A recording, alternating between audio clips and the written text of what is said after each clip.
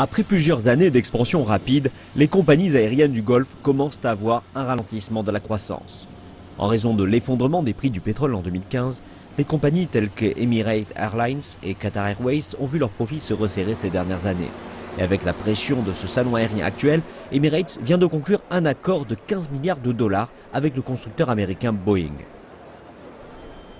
Il s'agit d'un grand marché sur le long terme. En termes géographiques, le Golfe, au centre d'une zone située à 8 heures de vol, qui permet de s'adresser à 85% de la population et à 65% de l'économie mondiale. Et quand il s'agit de croissance, ces économies vont fournir environ 70% de la croissance économique dans le monde au cours des 20 prochaines années.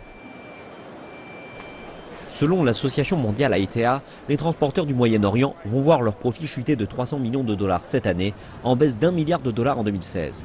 Mais cela ne signifie pas qu'il n'y a pas d'argent à faire ici. Les compagnies commerciales peuvent ressentir un certain pincement ici dans le Golfe. Mais il y a une autre partie de l'aviation qui explose. La plupart des pays de la région renforcent leurs dépenses militaires au milieu d'une instabilité régionale et de tensions élevées au Moyen-Orient.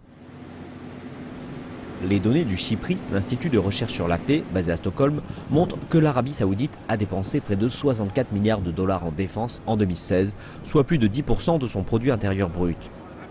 En contraste, la Chine a dépensé moins de 2% de son PIB dans le volet militaire. Et c'est la soif d'armement que certaines entreprises ciblent. Nous ne souhaitons jamais que les tensions s'aggravent, mais nos produits, l'une des devises de notre entreprise, visent à protéger la liberté.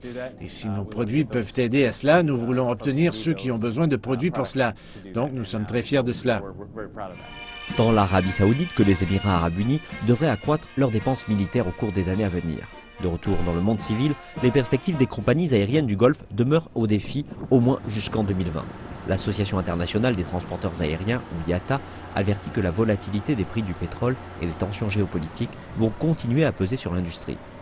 Et ce ne sera plus des affaires comme précédemment, mais des accords sont encore réalisés.